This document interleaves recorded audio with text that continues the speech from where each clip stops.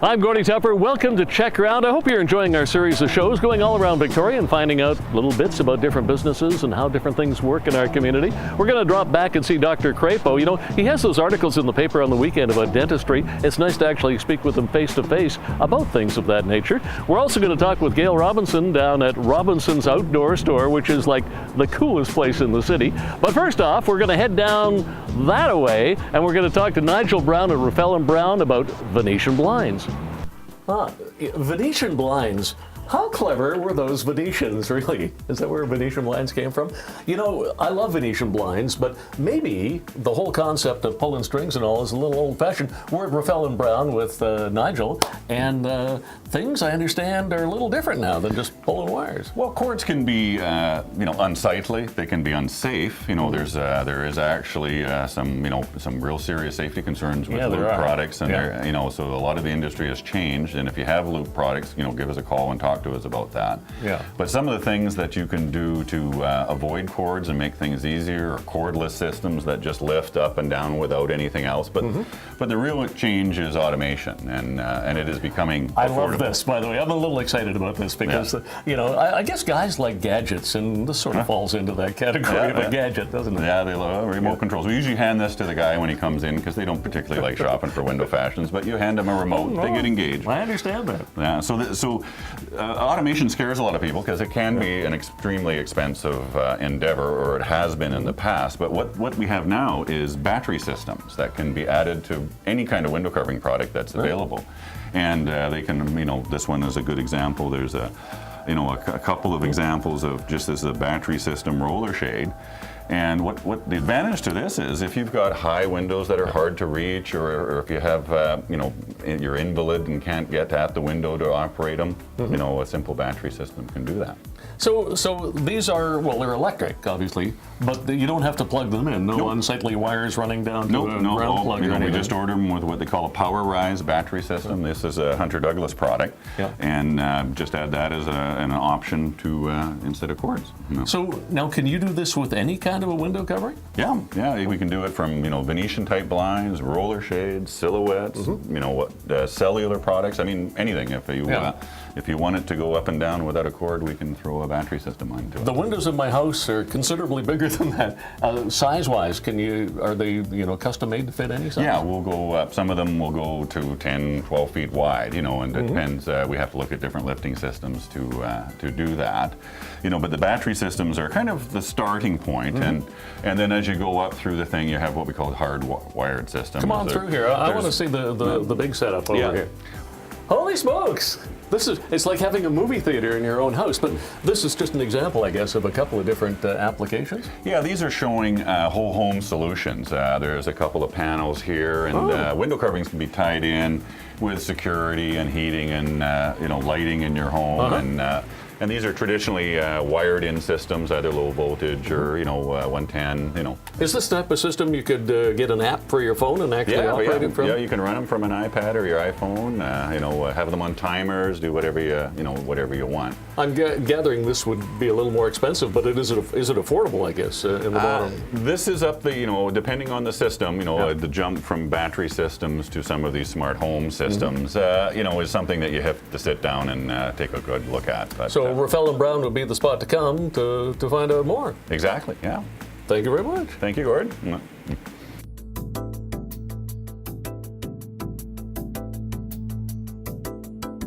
Hey, we're with Dr. Crapo right now, finding out a little bit about dentistry. And I think a lot of people don't really want to know too much about dentistry. I mean, you think of going to the dentist as like going to the dentist, but you have all kinds of ways for making people a little more comfortable these days, I guess. Absolutely. What happens if somebody comes in and they're like an extremely nervous person? How do you deal with that? Well, we read that, obviously, and they oftentimes will make that known that they've had a bad experience, or this is not the favorite place that they have to be. And so we'll suggest that they have dental work done under an IV sedation. Oh, not like laughing gas or something like that? No, it's better than laughing gas. It's much better. Come on, nothing's better than laughing gases. So how exactly does it work then? It's like a general anesthetic? No, a general anesthetic is more invasive. An IV sedation is one where we start with a needle in the hand or the arm, and with a bag of saline, just like in a hospital. And then the medications are carried through that line into the person, and they're measured or titrated, is what we say, so that everything can be made to measure. And we can have just the right amount of tiredness and sleepiness that are necessary to perform the procedure. Would this be for like a major thing like a root canal, or possibly just a filling, or? We have people that come in, and it ranges all the way from having their teeth cleaned under a sedation. They're so nervous. Absolutely. That seems a little extreme. To cases that take us hours to perform. Yeah.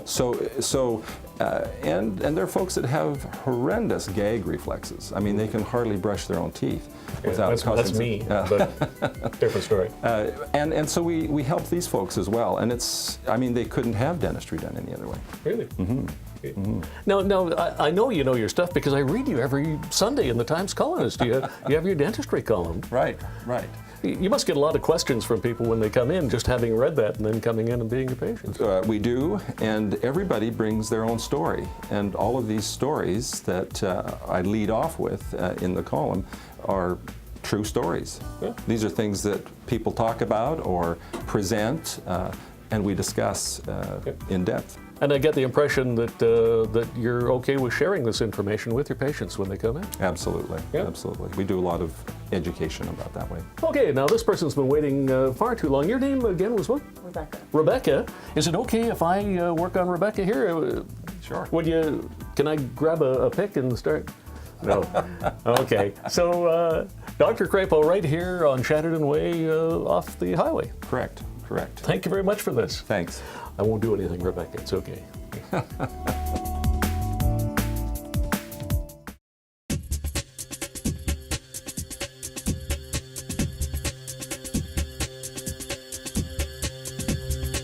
Hey, we're at Robinson's Outdoor Store on Broad Street. Gail Robinson, the store has been here for as long as I can remember. Since 1929. Okay, before I can remember.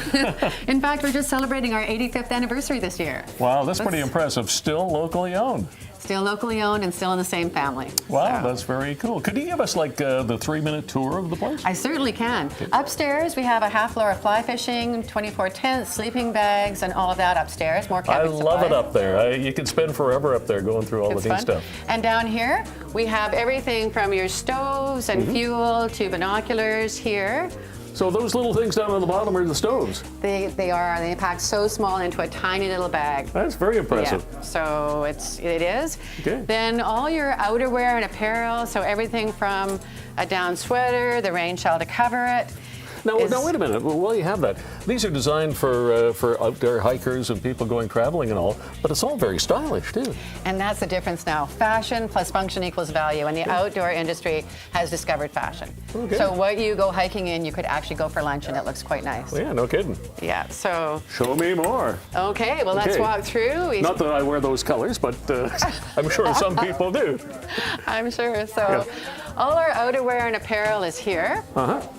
And then everything from socks and gloves. Gloves are so important. So many people overlook that when they go out. Yeah, it really is. And for Victoria, just a little a merino wool glove liner or a windstopper glove that's just going to give you. I find if your hands get cold, the rest of you gets cold very quickly.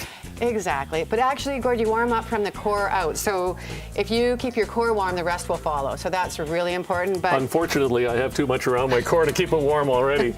Okay.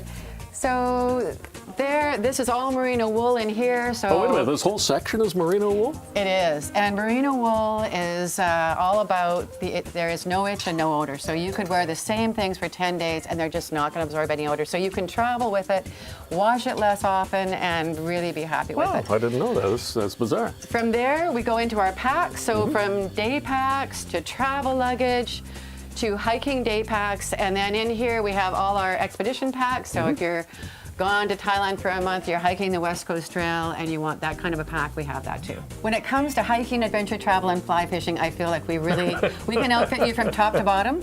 And our staff are hired based on how much traveling and trekking they've done, so they really can give you the advice. I think that's probably one of the most important things is what you ask a question and you'll get an answer, like a real answer. I think so too, and they're excited to give it. Yeah. And I really love that about it. Gail, thank you very much for this ever so quick look around. Backpacks and travel luggage, something I'd like to see a little bit more of. Maybe I could come back in a couple of minutes and we can check that out. We can do.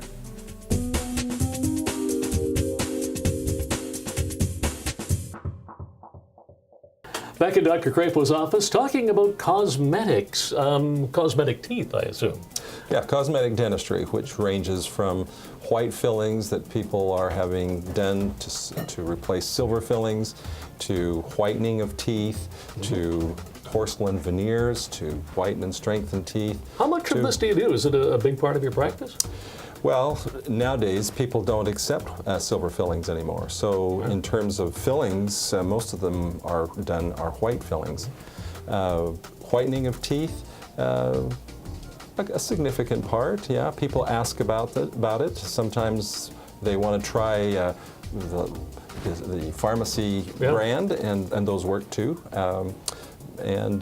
We do a lot of reconstructing of bites, and so yeah, cosmetics are part of the whole process. Does whitening of teeth really work? I'm a skeptic, you know. Yeah. I mean, is it a noticeable difference after you've had it done? Absolutely, absolutely.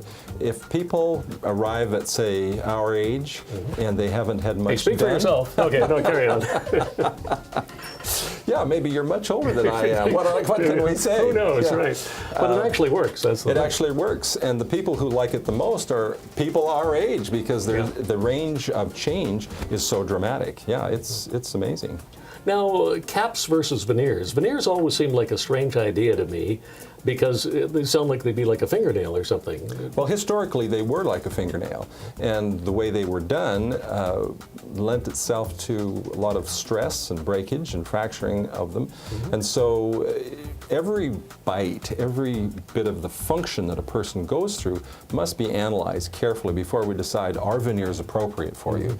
And where they were the rage and everybody was just getting them put on, there was some problems with that. And people would be unhappy if after a few months or years things started to break or crack. And not all veneers do that, but that was a problem with them. And so we have to analyze the bite before we even think about veneers. So caps or crowns, which is there a difference between the two? Well, caps are sort of the nomenclature that are used by the public. Crowns are the scientific or clinical name for replacing teeth. Well, Nancy, well, smile, Nancy. There we go. You have a great smile, but now we have a before picture of you, and things were a little irregular then. How did you feel about that? Did it make you crazy or what? I didn't like it, but I really didn't realize how bad it looked until after it got fixed. Okay, and Dr. Crapo, Dr. look at this, an Crapo? endorsement right here. In the Dr. Crapo fixed it, and he made everything look much more even and natural, and now I'm not near as upset to smile. Oh, well, that's All my good. early pictures, I didn't smile in at all. Well, everybody should be smiling all the time. And you were talking about silver fillings. Do people come in to get those ones taken out now and have white ones put in? Yeah, we have people that approach us that way, and we talk about the benefits of silver fillings, and we talk about the benefits of the white fillings, so that they can know what to do really. I had heard, and maybe you can tell me because it's just a rumor, that the silver fillings actually had mercury in them and possibly not good for you. Well, that's true. I mean, historically, the content of mercury is about 50%. When it fuses and becomes a metal, as it does when it gets hard, the leaching out of mercury happens very, very slowly. So over 20, 25 years, it might lose half of the mercury, but you've probably eaten more mercury in your canned tuna than you have in your silver fillings. I was just going to have lunch too, but I might reconsider. So cosmetic dentistry, it's pretty important if you want to have that fancy smile, and you can tell people more about it if they come in. Absolutely. Make sure that it always has a good foundational basis. Don't do it just for looks, because you'll put good money after bad if that's what you do. Dr. Crapo, thank you very much. Great.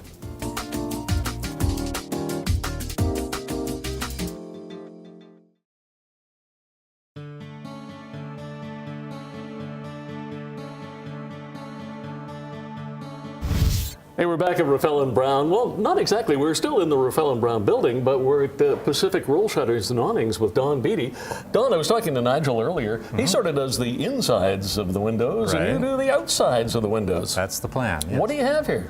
Well, as our name implies, we're two separate sort of things. We do the roll shutters, which is the security side of the business, and in conjunction with window film and storm doors over here and that kind of stuff. Okay. And we also do the awnings, which is part of our solar control business. Retractable awnings, fixed window Did you awnings. say solar control? Solar control. Is that a fancy word for keeping the sun out? Absolutely, and it's an old-fashioned but updated kind of deal. No, I like it. Anyway, so we do the patio awnings, the window awnings, these exterior rolling screens, which roll down over the outside of the window. No, this would be for security, I'm guessing. No, is it? well, the roll shutter looks just like this, and it is for security. That one's over there and a little bit further over. Okay. But this is the same, comes from the same side of the industry, and it's an exterior rolling screen, and it rolls down over the face of the window. And the beauty of this is you get your solar control, but you keep your view. You can see through what normally you wouldn't be able to if something rolled down over the outside. And it's also great for wind protection in the case of a patio, Really? gazebo or something like that. Believe it or not, it's a screen, but it does block tremendous amount of wind. But you can't see through it. You can definitely see through it. It doesn't show very well here, but if we were on the inside looking out, it'd be like looking through a pair of sunglasses. Okay. So I could see where that would be extremely useful for sure. and then again for your patio. Right. And, This is and your front window for solar control. correct. And it's got the old rolling shutter. It just rolls in and out. This particular one is motorized, but it can be manually crank operated. Who would want to do that? Well, if you really have to, you could manually crank it. Well, I was talking to Nigel earlier about affordability of things Right. like this. Is there a huge difference in price between a manual crank and having it remote? Yeah, there's definitely a cost to it. It gets maybe $700 or $800 difference for a motor. So for some folks that's awful, but otherwise it's. Well, yeah, again, it's what you want. I mean, Right, some yeah. people don't want to spend a lot of money. Some Right. people want everything there is. Yeah, exactly.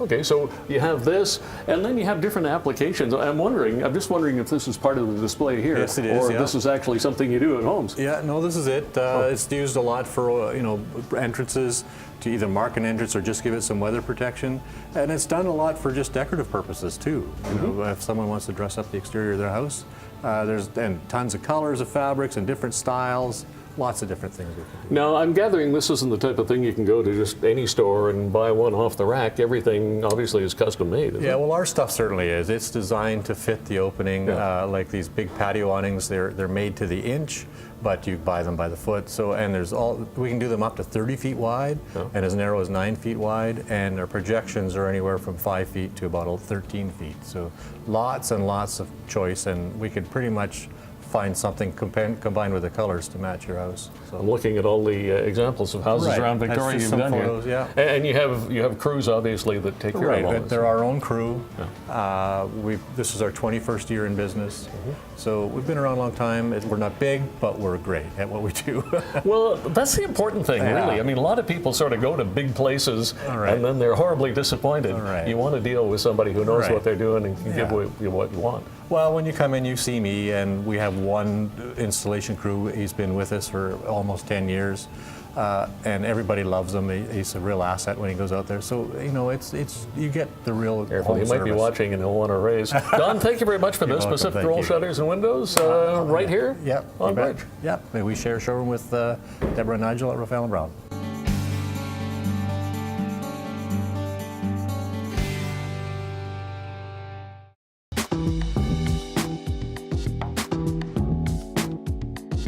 We're back at Robinson's Outdoor Store on Broad Street in the backpacky section. Is that where we are, Gail? That's right. This is our adventure travel section. So everything from day packs to travel luggage. And So- all kinds of little goodies, And too. all the little goodies that have been brought out in the last while to make it so much easier to travel. Now, these all look like backpacks, not like luggage to me. Well, let me show you one of my favorite pieces.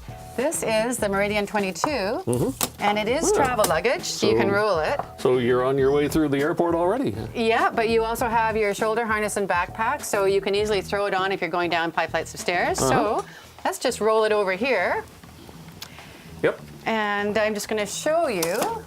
This is how it actually goes on the plane with you. The day pack is attached but comes off. It's a zippered on. So then this will fit in the overhead. Exactly. So that'll just packs in. You've got this back part here. You just 2 clips. here. Holy smokes. Okay, and that just goes in. It comes with instructions, This I hope. comes over. It's actually really simple. And you're set to go. And people are just wanting to travel light. We're seeing that a lot. So, Okay, you're traveling light with this, but how much could you fit into this? well, let me show you. Okay. Erin has a bag here, all packed. I'm ready to go. Isn't Erin prepared?